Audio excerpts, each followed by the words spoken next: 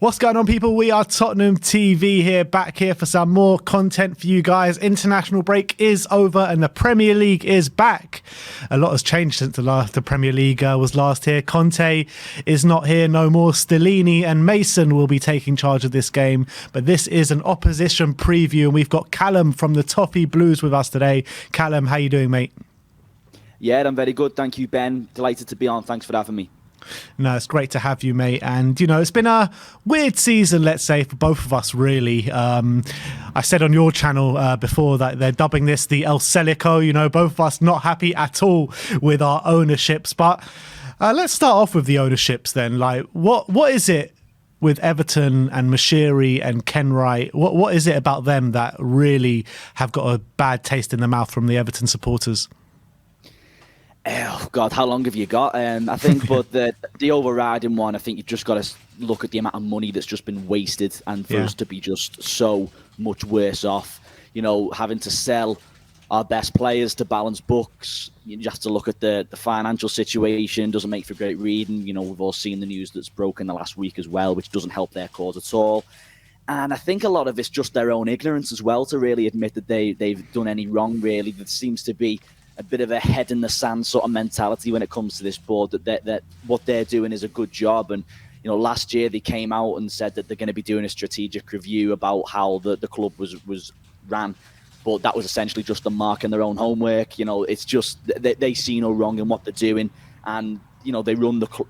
Listen, Everton are a Premier League club for the time being anyway. And, you know, that is an elite business at the top end of this sport. And, you know, it's a multi-billion-pound industry.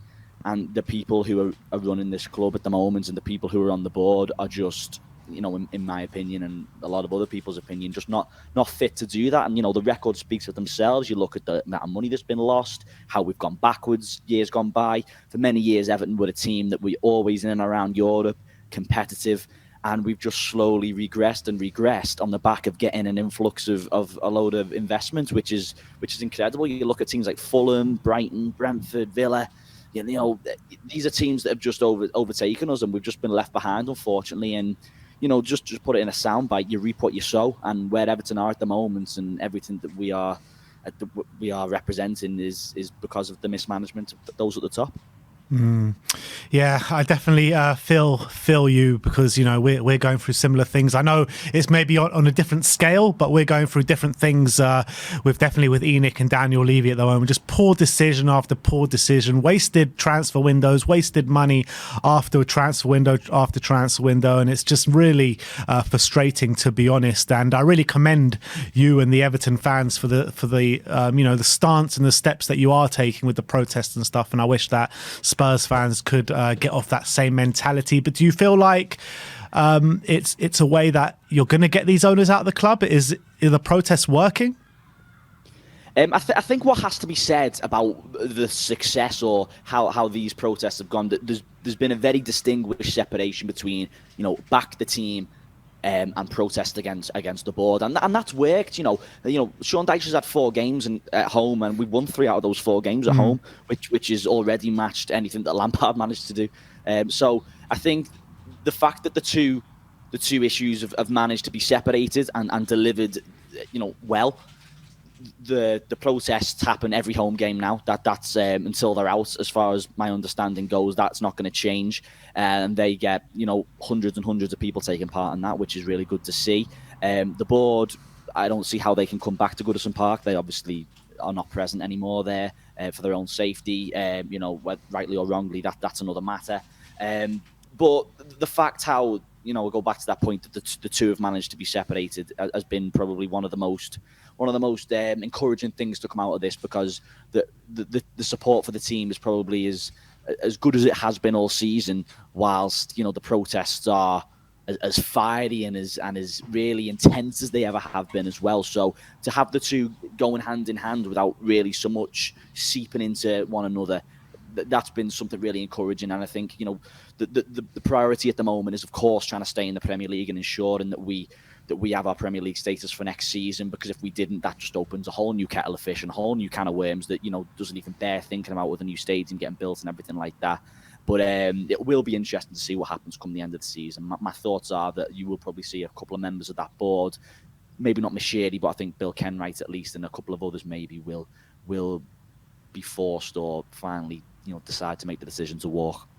It's been a change. I mean, it's been a season of change for both clubs this season. I mean, from an Everton point of view, I know the season hasn't been going great for you guys, but you are kind of, getting results on board now with Sean Dyche. It looks as though, from an outsider in anyway, that you are going to beat this drop. Well, there's still a long way to go and it's still very tight, but I think that there will be 3 or 4 teams worse off than you this season. But what has actually Sean Dyche brought to this club that maybe Frank Lampard wasn't offering it?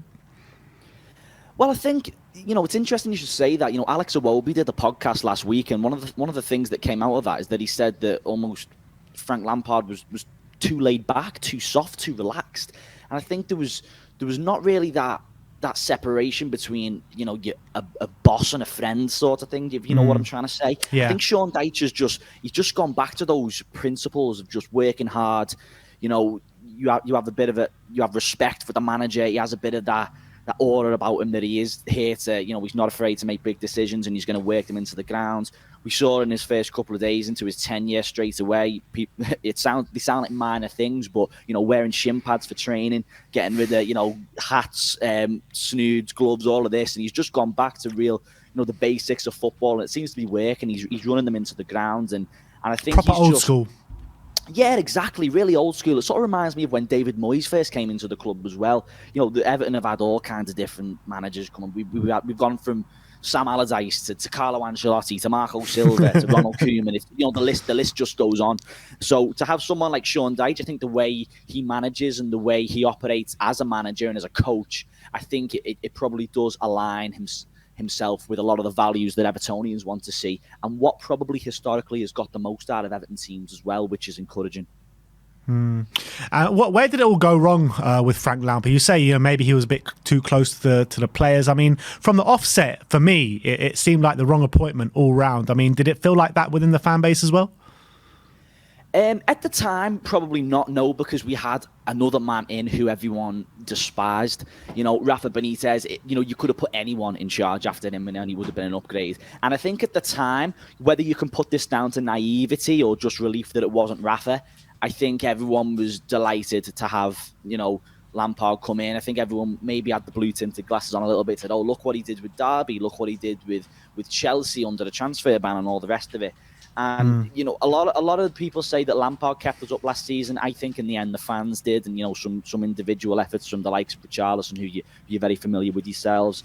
But I think the hope was very much after we got over the line last year that there would be almost like a reset button and we could really come together and move forward. And I think a lot of people thought that was going to happen. With the signings of Tarkowski and Cody, Amadou Onana as well, and we started the season not too badly. I think we went 7 unbeaten at the start of the season, but after that, I think the cracks really started to show. And I think more than anything else, unfortunately, it just got revealed that Frank Lampard, albeit a magnificent player, is a very poor manager. Unfortunately, he just could not.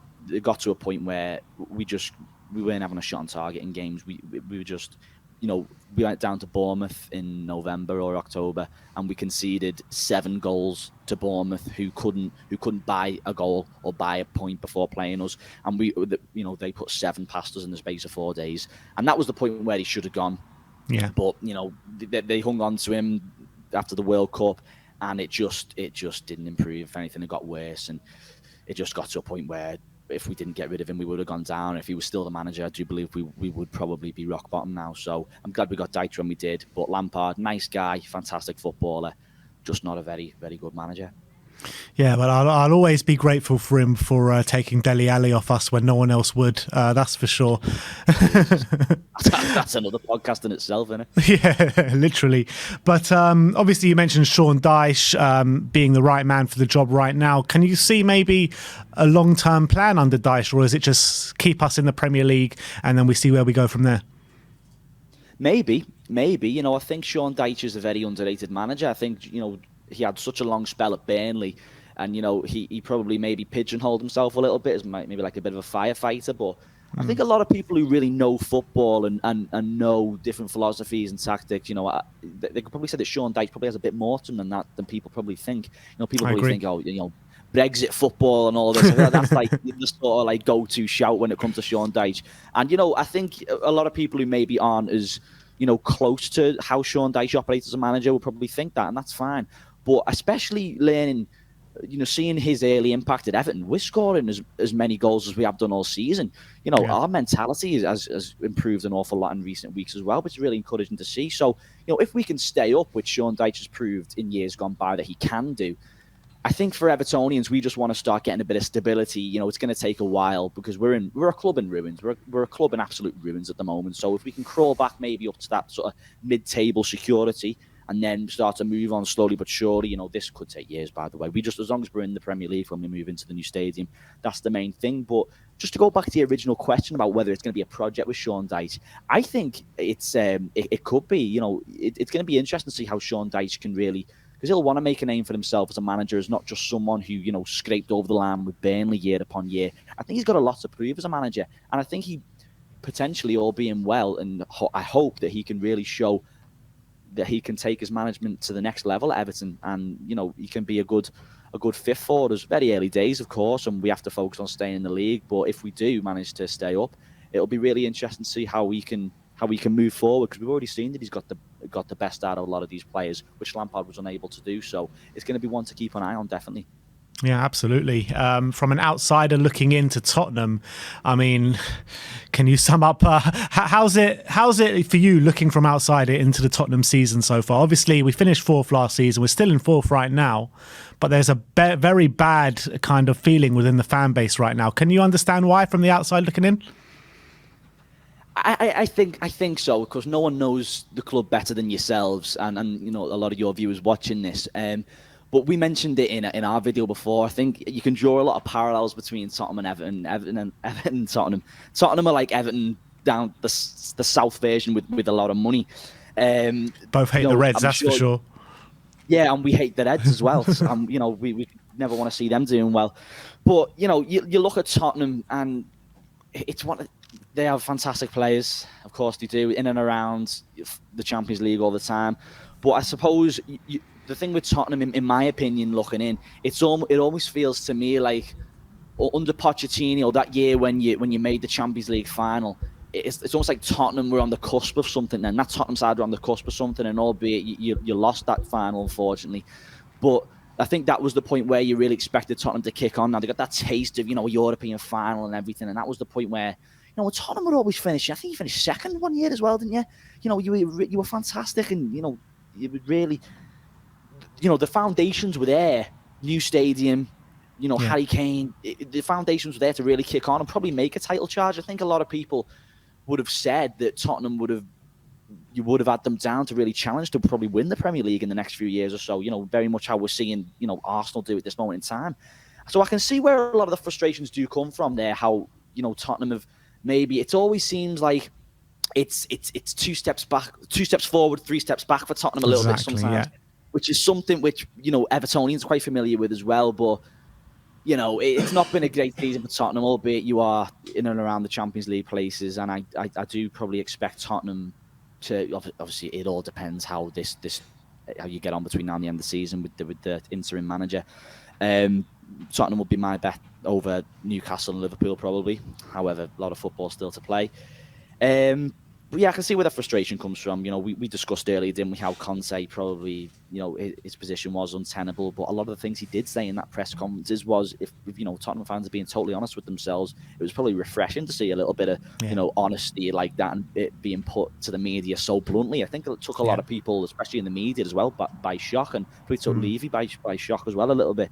But listen, Tottenham, how they go forward, I think all the foundations are there for Tottenham to be really successful. I think it's going to be really interesting to see what happens in the summer with the manager, whether it's going to be Poch or whether it's going to be Nagelsmann. I'm not sure, but the foundations are there for Tottenham. It's just a case of it just clicking, and you'll be able to really not get to that point where you do so well and then sort of fall off or take a few steps back. Just being able to get that consistency and kick on, because as I say, everything's there for Tottenham. The tools are there. It's just a case of putting it all together, really. And a player who we spoke about on your preview as well, Richarlison, obviously was very central to fighting the drop for you guys last season. If you cast your mind back to the summer, we signed him for £60 million, where a player which we weren't desperate for when we were having Son, Kane and Kulusevski in the squad. Were you surprised that the amount of money that you got for Richarlison? Yes, I am in a way. 60 million is a lot of money. We signed him for 35 from Watford. Obviously, to get 60 is fantastic on paper. I think a lot of people would have been happy for 45, 50, but for 60, that was a good return. Something that Everton aren't very good at doing. Making profit on players who they buy. I was surprised. But I've been probably a little bit more surprised at how he's fared at Tottenham, to be honest. We touched on it earlier, didn't we, in our video, how he's up against some really top class players, and there is a player in there, Richarlison. Richarlison's adored by Evertonians. There's probably not been a player who's had an effect on a fan base as Richarlison probably since Tim Cahill.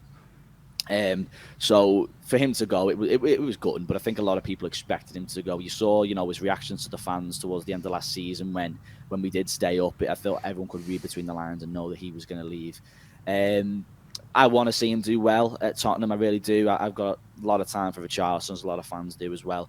It's been difficult for him this year as well, with injuries and not being able to get a bit of a scoring run going, or getting in, having a run in the Tottenham side. So that's been surprising as well. But Tottenham, massive club. I'm surprised he went to Tottenham. Probably a little bit. Yeah, I was probably more expecting him to go to maybe an Atletico Madrid or something, or over to Italy, somewhere like that.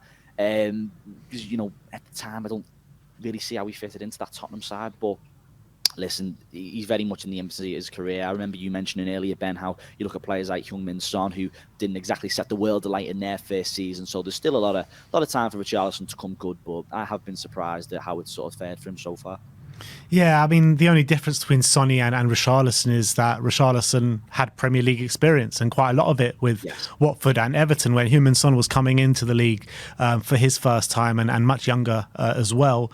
But I think that with Richarlison as well, like if we bring in a new manager with a different system, maybe more free-flowing football, more pressing from the front, I think it will definitely suit him a lot more than maybe what we have been doing under Antonio Conte. But moving on to the game then, how do you see the game going, and are you confident that maybe Everton can get a result this weekend? I'm a lot confident than I was if you asked me a couple of months ago.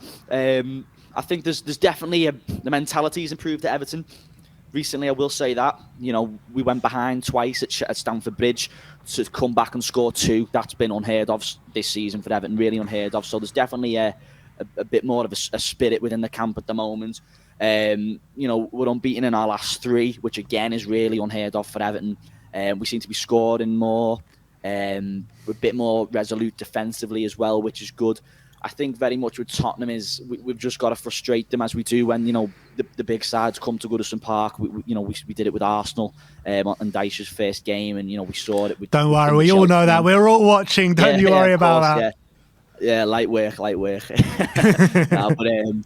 Listen, it's going to be a similar approach. I think we've just got to frustrate Tottenham. I think the longer the game goes on, it's sort of. If Tottenham get an early goal, there is always the worry that Everton's heads will drop and the fans will get on the team's backs. Of course, this is a Monday night game, so we'll sort of know the state of play with the relegation battle and what's at stake as well, which I think is going to play a massive part, definitely. But, if we can keep Tottenham at bay, keep Harry Kane quiet, Son quiet, and, the game starts to, get through those early stages, I think confidence will go up in the Everton camp and maybe go down in the Tottenham camp a little bit, and we can, we've looked a lot more dangerous from set pieces as well since Dyche's come in. So, at home under the lights, there's always that feeling that maybe we could do something, but it's going to be difficult because we know Tottenham have got their own things to prove. We go back to that point about fighting for the Champions League. First game without Conte, the players are going to want to probably make the mark as well. Chance for a bit of a reset. We said before, didn't we? It's like a new manager bounce without being a new manager bounce, because it's still very much the Conte setup as well. So that's going to be interesting to see how that works. But listen, I'll take a draw, but it wouldn't surprise me if we get a snide little Dyche 1-0 as well. But wouldn't surprise me in the slightest. And if we do, that would be huge for us, absolutely huge for us. Because as I say, we had 3 really difficult games: Chelsea, Tottenham, United. If we could, get 4 points out of those 3 games, would have been delighted. So there's a lot of. I'll never use the word expectancy with Everton, but I think we definitely think we can give you the game for sure. Well, I do wish you the best of luck for the rest of the season, apart from this game on Monday night. I do hope you do stay up. And look, you're a team and a club that deserve to be in the Premier League, and you've never not been in the Premier League. So, look, I do wish you the best of luck for the season. I've also got Evertonians in my family as well. So maybe a bit close to home. Yeah, I married a girl from Southport, and her mum is a big Evertonian. So, so there you have it. But anyway, thank you, Callum, for joining. Thank you for coming on today. Go and subscribe for all the Everton content over at the Toffee Blues, and we shall see you very soon.